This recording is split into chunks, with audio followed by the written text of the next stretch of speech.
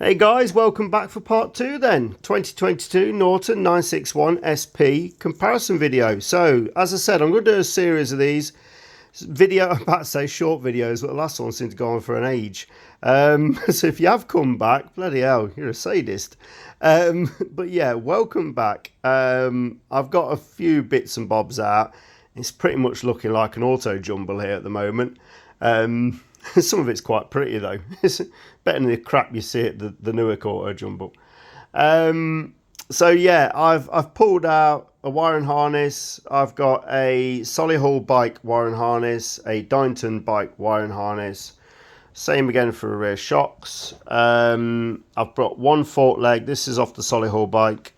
I've not got one spare at the moment because I've loaned out my Commando to the guys at pt2 Classics over in Wales who are developing the aluminium tanks further. When it comes back, I can do a comparison. Actually, no. Just thought, I've got a Breitling bike in and that will have the correct forks. This is the later style. If you look on the top, so there we go. It's the later style.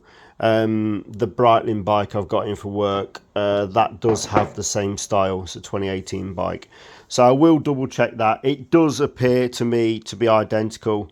Oddly in the videos, I think it might be the slight colour change on this, but I think in this video now, it looks cheaper. But if you get really in close, yeah, the machining marks are still there. Some people commented that they look like they're cast now, but no, they are definitely still billet, still look machined. I suppose from a distance, the new colour, they do look a bit naff, don't they? But in the flesh, they are perfect. It's Öhlins, it's FGRT forks, they're brilliant. I mean, so over spec for the bike, but the price tag sort of, it demands it. Rear shocks. So this is the Norton rear shock. This is the Solihull rear shock. Straight off the bat, I prefer the Norton one. I don't like the C-spanner. Visually, the spring looks thinner. I don't know if that's as visual in the video, but to me, to the naked eye, it looks quite a bit thinner. I measured it because, sad. This one measures as 7.6 millimeter. That's the thickness of the coil wire, and the coil on the Norton is 7.9. Diameter of the coil is exactly the same. That measured at 62 mil. I've not measured spring free length. I should have done. My apologies. I would have thought though, with the thickness of the wire being smaller, that poundage would have changed, but it appears, I'm pretty sure, if anyone can tell me otherwise, that's the code for the spring poundage 03, which matches the Norton one. So this is a twin seat. All the single seats I've checked are a 02. That comes out on the Öhlins chart as 217 pounds. The compression on the Norton bike had 3 positions and it was wound out to position 3. I counted 22 positions on the Solihull adjuster. Again, it was wound out to 3. I give up a rebound on these. I can never count the numbers properly. They seemed about the same. The bottoms look identical, have to say that. I don't like this purely because all the knockoff shocks that you see on the likes of Wish, they all look like that style. I think that looks nicer. This just looks a nicer rear shock. Sorry, Norton, but yeah, I prefer the Norton one on that. So yeah, move them to one side. There's still Öhlins though, bloody hell. Even though I'm saying I prefer that, this is still a dog's bollocks shock. For that bike, it's a bloody good shock absorber, but I do prefer that. I just think it looks so much better. Handlebars. Actually, no, battery box. I'll come back to this because I covered this in the last video. I had some doubt. Well, I had an assumption there was a bar that joined the two up, which would have made complete sense because it would stop all this shit flapping around and would have, well, no issue for Solihull, but for Norton bikes with the aluminium tank, that would have pretty much cured the fracturing on the top of the alley tanks. It's since been confirmed by a very kind 2023 961 SP owner. Yes, there is a brace bar that bolts across. I was missing the strap on this battery box, so what I've done, I've test fitted a strap off a 2016. All the Donington straps are the same length. Top of my head, I think the 33 centimeters. Big bugger. It still fits. It's a totally different routing. It goes right underneath, but it fits an absolute treat. So based on that, I'm going to assume that the Solihull one will retrofit to the Donington battery box, because there's quite a few straps out there now that are perishing pretty badly. So I'm making an assumption based on this one, so bear it in mind, it's an assumption, and they can be the mother of all, you know what. I will, when I get a chance, I will test fit, or I'll straighten out first, I will test fit the Solihull battery box onto a Donington frame along with a tank. I want to gauge whereabouts the tank's sitting, can we remove it. It might give us an option to fit a Solihull battery box and retrofit it to a Donington bike. We'll see. I'm also working on a battery box design myself with a company down south, pretty much following my revision that I've been doing on the repairs, along with an underbrace bar. So yeah, I'm working on something anyway, so it's in the pipeline along with several other things. Handlebars. Right, off the bat, they appear identical to me. I think these were made by Magura. The grips are still Magura grips. The earlier grips, which are also Magura, they used to split quite badly. I'm pretty sure these later ones with, it looks like a crown, but I think it's meant to be an M. Either way, if you got that style, these seem slightly firmer. The earlier ones actually said Magura, and they're splitting left, right, and centre. I've replaced so many in the last few years. I kind of feel sorry for Norton to a certain degree. They seem to get an awful lot of stick online over switch cubes and reservoirs, brake and clutch reservoirs. Sorry, I think that's really unjust. The switch cubes are made by Domino. They're market leaders. These switch cubes are found on some of the most expensive bikes in the world.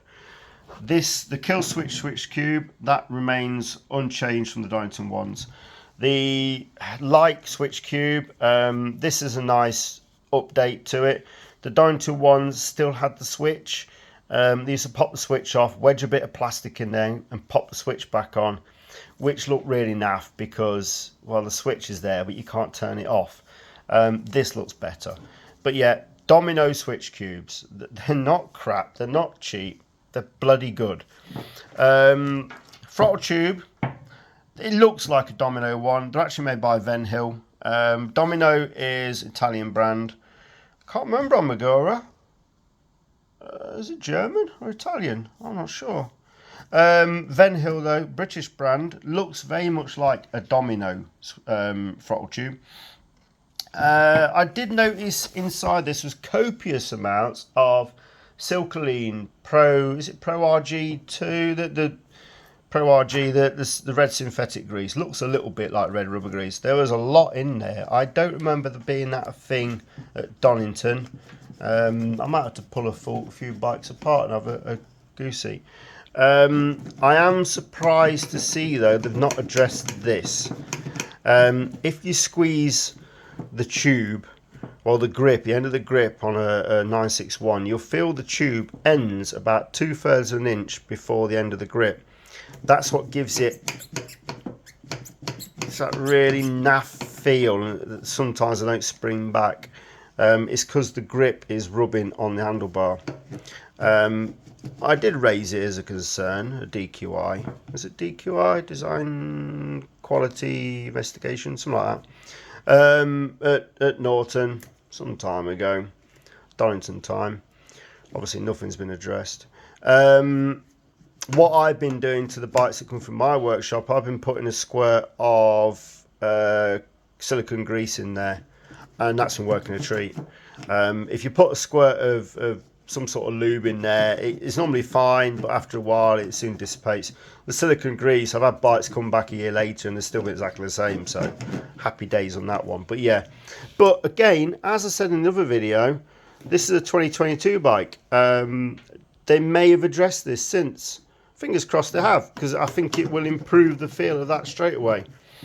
Right, let's move that. Oh, and the reservoirs that I mentioned earlier. I mean, bloody hell, it's got Brembo radial master cylinders and Brembo reservoir pots. They're not cheap. They're used on expensive bikes. So if people can only nitpick with things like that, yeah, it's armchair experts really, isn't it?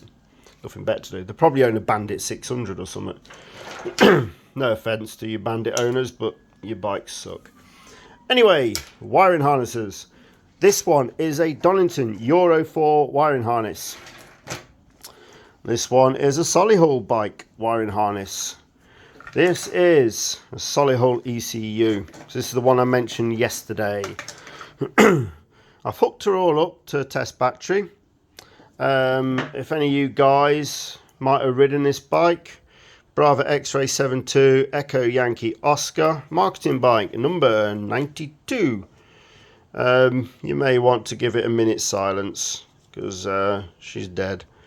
But been a very nice donor. So she's alive again, kind of. If we try and hook up, this is map 4000. So there we go. GIN files changed, firmware. So we got 0134, Victor 34. I'll just put you down for a second. What I'm doing now, disconnecting, ignition off. I'm now swapping over the Solihull ECU for a Donington ECU. Plugging that into the Solihull wiring harness. And you're back in the room. Ignition on. So let's go through this. Connect again. And this will prove that the wiring harnesses are the same. There she goes. She's connecting. Excuse me.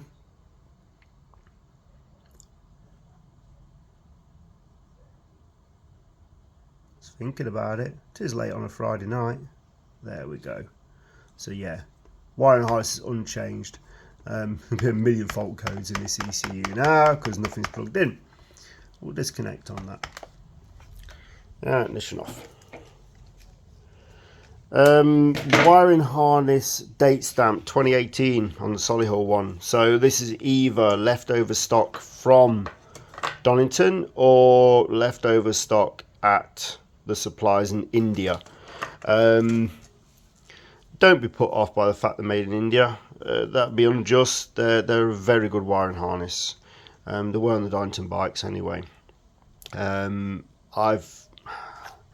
I could count on one hand the issues I've had, and normally they're not really down to the fault of the harness. It's where it's been trapped somewhere. So it's an installation concern. Very good harnesses. The thing that really let them down at Donington was the relays that came with them. These horrible blue things. Change loads of these. In fact, whenever I see these, I always recommend they're replaced for the Bosch one I supply. Quite surprised to see the same relay still being used. When I saw that, I thought, well, it's a 2022 bike. It's a marketing bike. It may have changed on production, but I was surprised to see over the weekend, have a nosy around a 2023 bike, a customer owned bike. It's still got the same relays. So yeah, that was a surprise. I thought they would have been changed. So I've had a hell of a lot of issues with those relays. Apart from that, nothing else to bring to your attention now. That's pretty much it for this evening. What we on? Bloody hell, nearly 15 minutes again. Right, if you lot do come back for part 3, then yeah, I think you probably need therapy. But I'll try and ramp it up a little bit. I've got a few other boring bits to do comparisons on. I'll try and get on the engine within the next fortnight. I may even get onto it next weekend. will lead up to it anyway. I've still got a fair bit more of the boring stuff to get through yet, but this is still, it still adds up to what we're trying to do here, and that's work out what will retrofit to the Norton bikes. So I'll probably see you maybe or maybe not in part 3. Thank you very much. Goodbye.